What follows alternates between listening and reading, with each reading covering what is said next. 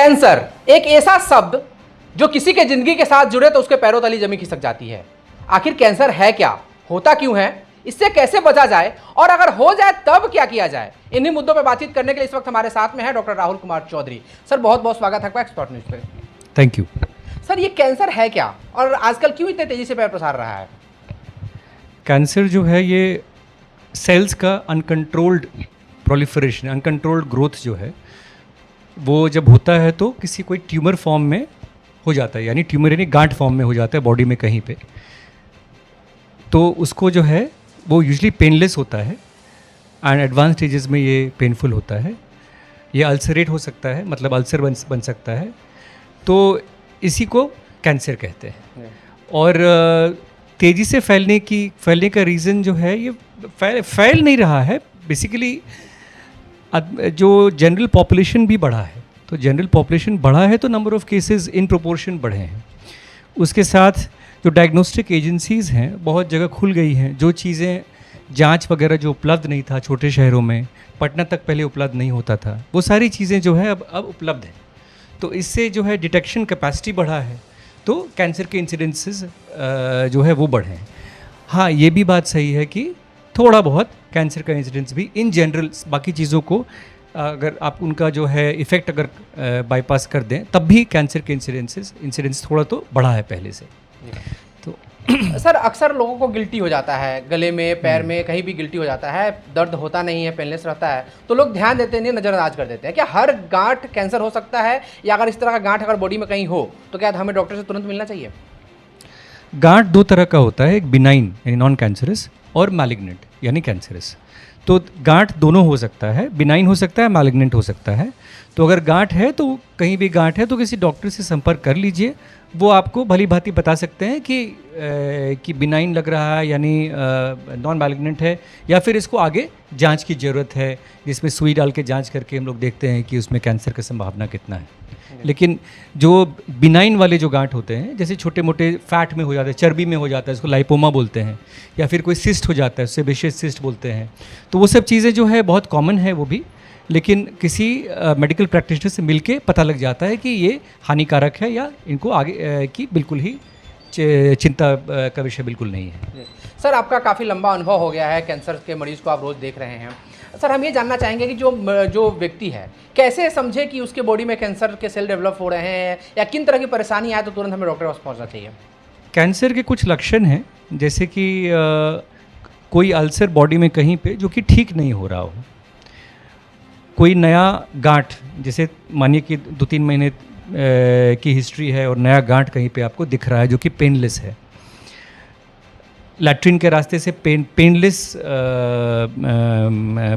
Blood निकलना है ना, कॉफ में खून निकलना, फिर उसके बाद significant loss of weight, body weight, जैसे मानिए 6 महीने में आपका 10% बॉडी वेट कम हो गया, कपड़े ढीले हो गए, तो और या जो पोस्ट मीनोपॉजल ब्लीडिंग होते हैं महिलाओं में, जैसे आफ्टर 50s जो है अचानक प्रसव रुकने के बाद भी जो है 3-4 साल 5 साल बाद जो है अचानक ब्लीडिंग स्टार्ट हो जाए, तो ये सब लक्षण हैं कैंसर के। और स्तन ब्रेस्ट कैंसर जो कि आजकल बहुत कॉमन हो गया है, उसमें जो अगर ब्रेस्ट में कोई गांठ है, कोई पेनलेस लंप है, तो बिल्कुल जांच कराना ज़रूरी है।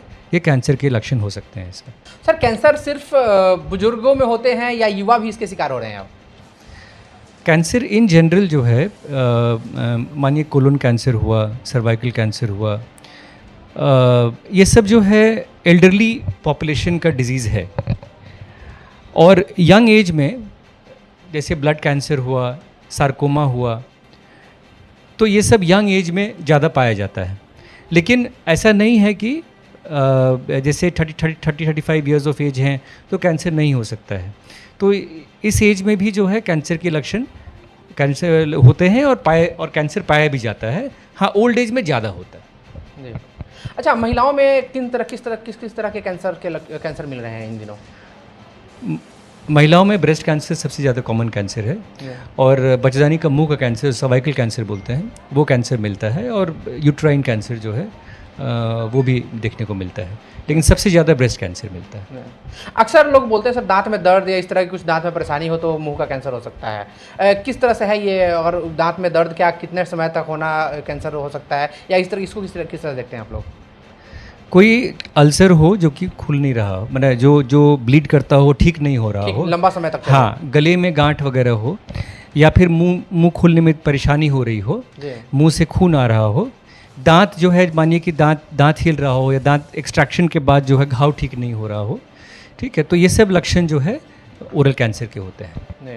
सर आजकल जो प्रदूषण बढ़ गया है और खान पान में जो बिना केमिकल वाले चीज़ मिल नहीं रहे हैं, क्या ये सब भी कैंसर के कारण हो सकते हैं? कैंसर के कारण हो सकते हैं, लेकिन अभी कोई ठोस प्रमाण नहीं है, कोई साइंटिफिक एविडेंस नहीं है कि कोई केमिकल लिंक्ड है कि मैलिग्नेंसी से, जो कि एनवायरनमेंट में जो एटमॉस्फेयर में है, वो ऐसा कुछ है नहीं अभी। अक्सर अगर किसी को कैंसर होता है, किसी को जांच होती है, कैंसर मालूम चलता है, तो सबसे पहले उसे क्या करना चाहिए? और अक्सर लोग घबरा जाते हैं, बहुत टेंशन में पड़ जाते हैं कि मैं बचूंगा नहीं। क्या इसका इलाज संभव है? अगर इस तरह हो तो क्या करना चाहिए लोगों को? तो कैंसर का दो चीज़ देखना पड़ता है, एक तो साइट ऑफ मैलिग्नेंसी कहाँ का है, और जैसे कि ब्रेस्ट कैंसर है, तो ब्रेस्ट कैंसर जो है एडवांस स्टेजेस में भी काफ़ी हद तक जो है कंट्रोल किया जा सकता है आज की तारीख में। तो पहले डायग्नोस्टिक इन्वेस्टिगेशन होता है कि ये जानने की बीमारी है क्या, कैंसर है कि नहीं, जिससे बायोप्सी या एफएनएसी से किया जाता है। जब डायग्नोसिस हो जाता है कैंसर का, तो स्प्रेड देखा जाता है कि बॉडी में कहाँ पे स्प्रेड है। जैसे कैंसर का स्टेज 1 जो है अर्ली स्टेज हुआ, और जैसे स्टेज 1, 2, 3, 4 एडवांस स्टेज हो गया, तो ये जानने के लिए डायग्नोस्टिक इन्वेस्टिगेशन होते हैं। तो मानिए कि अगर आपका पहला जो है डायग्नोसिस मिल गया कि कैंसर है, तो आपको जो है क्वालिफाइड कैंसर स्पेशलिस्ट या कैंसर सेंटर पे जाके आपको संपर्क करना चाहिए, जहाँ पे जो है वो आगे प्रोसीड करेंगे, वो स्टेजिंग इन्वेस्टिगेशंस करेंगे, और उसके हिसाब से जो है बाकी जो फाइंडिंग्स के बेसिस पे ट्रीटमेंट प्लानिंग होगा। आमतौर पे ट्यूमर बोर्ड होता है, जहाँ पे मेडिकल यानी फिजिशियन, ऑन्को फिजिशियन जो है वो रहते हैं, सर्जिकल ऑन्कोलॉजिस्ट रहते हैं, और रेडिएशन ऑन्कोलॉजिस्ट रहते हैं, और ऑन्को पैथोलॉजिस्ट रहते हैं। तो ये सब बैठ के जो है विचार करके जो एक ट्रीटमेंट प्लान फॉर्मुलेट होता है, और उसके आधार पे ट्रीटमेंट डिसाइड होता है फिर। जी सर, कीमोथेरेपी क्या है? अक्सर कैंसर के जो बीमार होते मरीज होते हैं उनको देखा जाता है कीमो चढ़ता है, वैसा कहा जाता है। क्या है ये कीमोथेरेपी? कीमोथेरेपी सिर्फ जो नॉर्मल जो मेडिसिन हैं, बेसिकली कीमोथेरेपेटिक ड्रग्स जो नॉर्मल मेडिसिन हैं, वो भी कीमोथेरेपी अगर बोला जाए तो, बट ये मेडिसिन जो है ये स्पेशल टाइप के रहते हैं, जो कि कैंसर सेल्स पे असर करते हैं और नॉर्मल सेल्स पे भी असर करते हैं, नॉर्मल डिवाइडिंग सेल्स पे। तो साइड इफ़ेक्ट बहुत ज़्यादा होता है इनका। तो कीमोथेरेपी मेडिसिन जो है कैंसर में ही अक्सर यूज़ होते हैं, और ये इनको देने का, इनको एडमिनिस्टर करने का एक ख़ास तरीका होता है, और प्रोटोकॉल फॉर्म में होता है कि भाई कि फ़लाना सॉल्यूशन में इतना देर दिया जाए, इतने दिन के अंतराल पे। तो एक सेपरेट तरीका से इनको दिया जाता है, इसलिए इनको normal chemotherapeutic drug, normal medicine से सेपरेट करने के लिए इनको कीमोथेरेपी कहा जाता है। अब कीमोथेरेपी कैंसर में यूज़ होता ही है, साथ में कुछ नए मेडिसिन आए हुए हैं जो इम्यूनोथेरेपी बोला जाता है, जो कि कैंसर में काफ़ी ज़्यादा आजकल यूज़ हो रहे हैं और काफ़ी असर भी कर रहे हैं। और टारगेटेड थेरेपी, यानी जो है कैंसर सेल्स में जो चेंजेस हैं, जो उसमें कैंसर सेल्स के अंदर उसमें जो है उसका जो सेल सरफेस पे, सेल के अंदर जो कुछ रिसेप्टर्स को टारगेट करते हैं, मतलब उसी के खिलाफ पर्टिकुलर म्यूटेशन अगर है तो वो प्रोटीन होगा कैंसर सेल में, तो उसके खिलाफ जो है पर्टिकुलर मेडिसिन आते हैं, तो टारगेटेड थेरेपी जो है वो कहा जाता है। तो ये सब जो है आज की तारीख में अवेलेबल हो गए हैं। जी सर, कैंसर का इलाज क्या बहुत महंगा है? लोग अक्सर डर जाते हैं कैंसर का नाम सुन के। एक तो कैंसर का बेसिक इलाज, जैसे कि मूल रूप से सर्जरी, कीमोथेरेपी और रेडिएशन थेरेपी, ये जो है ये गवर्नमेंट ऑफ इंडिया जो है, जो गरीब मरीज़ हैं जिनके पास जो राशन कार्ड है, आयुष्मान कार्ड है, वो फ्री कर दिए हैं। और काफ़ी सारे सेंटर्स पे ये आयुष्मान के तहत and chief ministers relief fund के तहत जो है ये काफ़ी हद तक जो है ये मुफ्त, ऑलमोस्ट मुफ्त हो गया है। और रही बात मोर एडवांस ट्रीटमेंट का, अभी तो आयुष्मान जो है एक मेडिसिन आती है ट्रास्टोजुमैब, जो कि ब्रेस्ट में बहुत फ़ायदा करता है, टारगेटेड थेरेपी बोलते हैं उसको, तो वो भी कवर कर रही है आयुष्मान। लेकिन और न्यूअर काइंड्स ऑफ थेरेपी जो है, जो newer kind of expensive therapies जो है, जो कुछ लोगों को लगता है वो कवर नहीं कर रही है। तो डिपेंडिंग अपॉन कि क्या ट्रीटमेंट है आपका, वो जो है कवर हो भी सकता है, नहीं भी हो सकता है, एक्सपेंसिव भी हो सकता है लेकिन चीप भी हो सकता है। जैसे अभी जब भी कोई मेडिसिन लॉन्च होती है मार्केट में, जैसे इम्यूनोथेरेपी का ड्रग जैसे निवोलुमैब लॉन्च हुआ है ना, जो कि बहुत सारे कैंसर्स में यूज़ होता है, ओरल कैंसर में भी यूज़ होता है, एडवांस ओरल कैंसर्स में। तो ये जो है मेडिसिन बहुत एक्सपेंसिव था पहले, लेकिन अब पिछले ही कुछ 2-3 महीने पहले जो है इसकी जेनेरिक्स आ गए, पेटेंट ख़त्म हो गया तो जेनेरिक्स आ गए। जेनेरिक्स बहुत सस्ते हैं, तो they are very very pocket friendly, तो कि ना आम नागरिक भी जो इसको अफोर्ड कर सकता है। तो टाइम के साथ साथ जो मेडिसिन जो है सस्ते हो ही रहे हैं एंड अफोर्डेबिलिटी बढ़ रहा है, ठीक है। और कैंसर ट्रीटमेंट एक्सपेंसिव जो है, कुछ कैंसर्स के ट्रीटमेंट एक्सपेंसिव होता है, पर आमतौर पे it is quite reasonable now. And with Ayushman जो है, जो गवर्नमेंट ऑफ इंडिया और स्टेट गवर्नमेंट दोनों मिलके जो है इसको जो है आपका surgery, most of the chemotherapy, radiation therapy बिल्कुल ही फ्री हो जाता है। तो ये बहुत बेनिफिशियल है लोगों के लिए अभी तो। ये मोतिहारी वासियों के लिए खुशी की खबर है और कैंसर के मरीजों के लिए सौभाग्य की बात है कि सर आप जैसे एक्सपीरियंस डॉक्टर मोतिहारी में बैठ रहे हैं। सर कौन कौन से दिन आपका आना होता है मोतिहारी में? सैटरडे लगभग 3 o'clock से अवेलेबल रहते हैं और संडे को अवेलेबल रहते हैं। सैटरडे और संडे आप रहते हैं। तो सर के बारे में मैं बता दूं, सर डॉक्टर स्वाति सिन्हा जो डॉक्टर हैं काफ़ी फेमस है यहाँ की, उनके दामाद हुए हैं, डॉक्टर अनन्या मैम के हस्बैंड है ये, और ये मोतिहारी में भी अपने सेवा देते हैं। सैटरडे और संडे 2 दिन ये मोतिहारी में रहते हैं, जहाँ पे कैंसर से जुड़े मरीजों का इलाज करते हैं। सर एक और सवाल मेरे मन में आ रहा है, कोई ऐसा मरीज जो आपके जहन में हो जो काफ़ी परेशान रहा हो, कैंसर से काफ़ी दिक्कत में रहा हो और ठीक होकर खुशी खुशी वापस लौटा हो, इस तरह कुछ केस याद है आपको? हाँ, ऐसे तो काफ़ी सारे मरीज़ हैं। इनफैक्ट मोतिहारी की मरीज़ है, उसको जो है कैंसर हुआ था, तो कैंसर से वो उसकी शादी ठीक हो गई थी, तो यंग था, शादी ठीक हो गई थी, तो उसके जो है ससुराल वाले एंड प्रोस्पेक्टिव ससुराल वाले एंड जो मायके वाले, वो लोग आए थे हमारे पास ये पूछने के लिए कि इनको जो थायराइड, पैपिलरी थायराइड कैंसर था उनको, जो कि लिम्फ नोड भी था उनमें और लंग भी था, लंग में भी डिजीज़ फैला हुआ था। तो ऐसे स्टेज को भी, थायराइड कैंसर को, या लेस देन 45 ईयर्स में हम लोग 2 ही स्टेज बोलते हैं, स्टेज 1 और स्टेज 2, 3, 4 बोलते ही नहीं हैं, बिकॉज क्योर रेट्स बहुत ज़्यादा हैं इसके। तो उनको जो है समझाया गया कि आप जो है she has a potential for cure और मोस्टली बिल्कुल ठीक हो जाएगी। एंड आप जो है अगर कुछ दिन रुक जाएं तो अच्छा है, लेकिन it is your wish, you can go ahead with the marriage. तो शादी, तो सर्जरी वगैरह के बाद जो है, ट्रीटमेंट के बाद वो शादी की। सब्सिक्वेंटली जो है 3 years लेटर, हम लोग बोलते हैं कि और 4-5 years रुकने के लिए, but she had a child also and she is doing absolutely fine. तो ऐसे ही हमारे एक बहुत टेस्टिकुलर ट्यूमर का पेशेंट था, जिसको बहुत बड़ा इंट्रा अब्डोमिनल पेट में बहुत बड़ा गांठ था, जो कि 10 सेंटीमीटर्स खून की नली में जकड़ा हुआ, तो जो महाधमनी बोलते हैं, तो IVC इंफीरियर वीना कावा उसमें जो है बिल्कुल ही अटैच था। तो हम लोग को वो पूरा नली निकालना पड़ा, है ना, खून की नली जो पूरी बॉडी को सप्लाई करती है, उसको निकालना पड़ा। सो कार्डियोथोरेसिक सर्जन को लेके बाईपास ग्राफ्ट, एक बहुत एक्सपेंसिव ग्राफ्ट डालना पड़ा, जो कि पूरे जो है शरीर को, बाकी शरीर को, पैरों को जो ब्लड सप्लाई करे। तो ये ऑपरेशन बहुत लंबा चला था, लगभग 10 से 12 घंटा चला था ये operation. And I was quite surprised कि सब ठीक रहा, कोई प्रॉब्लम था नहीं। And he remain disease free for quite some time, 4 years ही तक डिजीज़ फ्री रहा। एंड उसके बाद उसका फ़ोन आया कि वो शादी कर रहा है ना, और अभी उसकी शादी हुई है। तो पूछा कि कहना है गो हेड, हम yes you can go head, है ना। तो ऐसे तो हैं बहुत, जैसे बहुत सारे लोग हैं, कैंसर के मरीज़ हैं, ठीक हो गए एंड फिर कोई छूने को तैयार नहीं कि भाई प्रेग्नेंट हो गई है, हाउ विल यू इतना बड़ा ऑपरेशन हुआ है, कैसे मैनेज करेंगे। तो अपने संरक्षण में रह के गायनेकोलॉजिस्ट से कॉन्फिडेंस पे लेके तो ऐसे सब किया जाता है। But they are success stories, बहुत सारे लोग ठीक होते हैं एंड दे एब्सोल्युटली फाइन।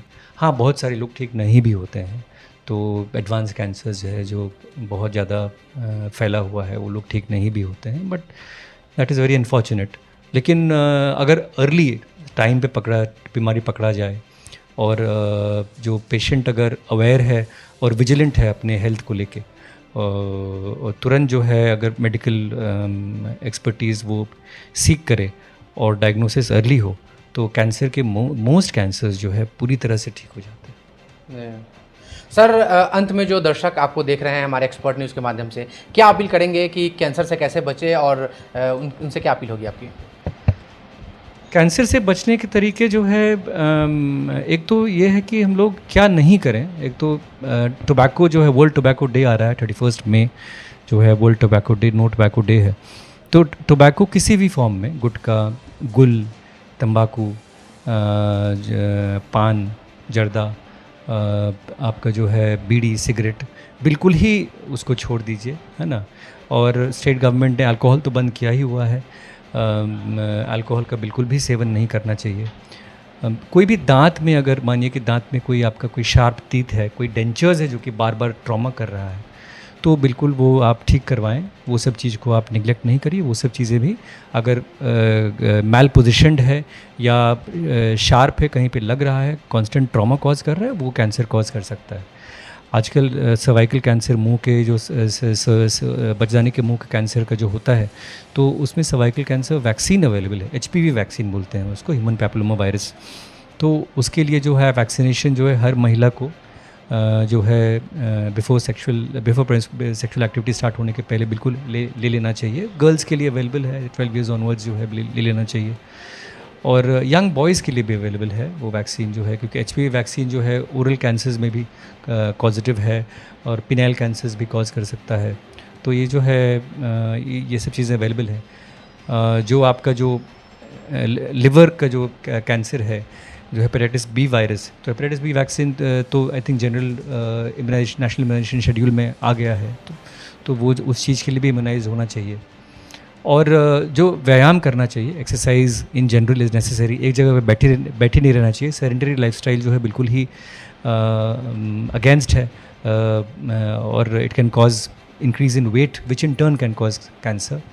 फिर आपका जो है डाइट जो है वो बहुत सारा, उसमें 2/3 जो प्लेट है आपका डाइट का, वो लीफी वेजिटेबल्स, होल ग्रेन्स, ये सब से इंक्लूड होना चाहिए।